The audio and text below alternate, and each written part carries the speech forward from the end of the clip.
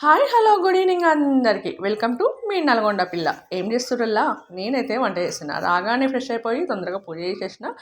నేను పూజ చేసేలోపు రూపం వచ్చిందనమాట. ఆమెకు వేడి నీళ్ళు పెట్టేసిన. ఒకవైపు ఏమో పాలు కాగబెడుతున్నా, బట్టలు తీసుకొచ్చి మడత కూడా వేసేసిన పైనుంచి తీసుకొచ్చి.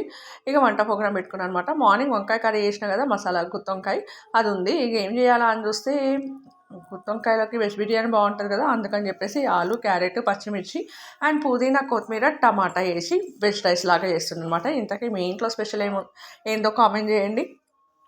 కర్రీ చేసేసేయాలి. ఒకవైపు ఏమో దోశల పిండికి పప్పు నానబెట్టిపోయినా, మార్నింగ్ పప్పు బియ్యం అన్నీ నానబెట్టిపోయినా, ఏమైందో ఏమో ఇంకా చూడలేదు.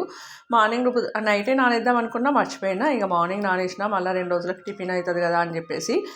నాకైతే అస్సలు జీతలేదప్ప. ఒక 2 రోజులు సెలవు పెట్టి ఎటన్నా దూరంగా పోవాలనిపిస్తుంది. అవసరమైతే అసలు కాశీకో ఏ హిమాలయాలకో పోవాలనిపిస్తుంది. అంత యాస్ట్ వస్తుంది. మీకు కూడా యాస్ట్ వస్తుందా?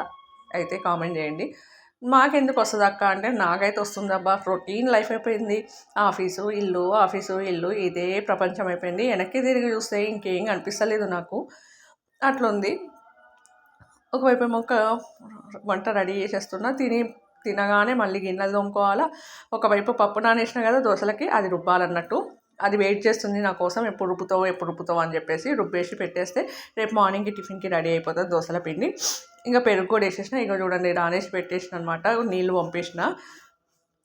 దీంట్లో పెసళ్ళు, శనగపప్పు అండ్ మినప్పప్పు, బియ్యము, కొంచెం సాబుదాన కూడా వేసిన అనమాట. సాబుదాన వేస్తే మంచిగా అనిపిస్తుంది, మెత్తగా వస్తుంది అనమాట. ఎసరు పోసేసిన, అవి మగ్గిపోయినా. కొంచెం పెరుగు కూడా వేసిన, కొంచెం స్పెషల్ టేస్ట్ వస్తుంది అని చెప్పేసి బిర్యానీలోకి. బియ్యం అయితే కడిగి నానబెట్టేసి పెట్టిన అనమాట.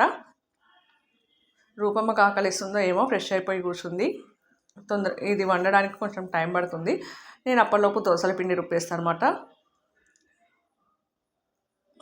అప్పుడప్పుడు భయం వేస్తుంది గ్యాస్ వస్తుందా లేదా అని చెప్పేసి, ఎందుకంటే గ్యాస్ అయిపోయే టైం అయింది.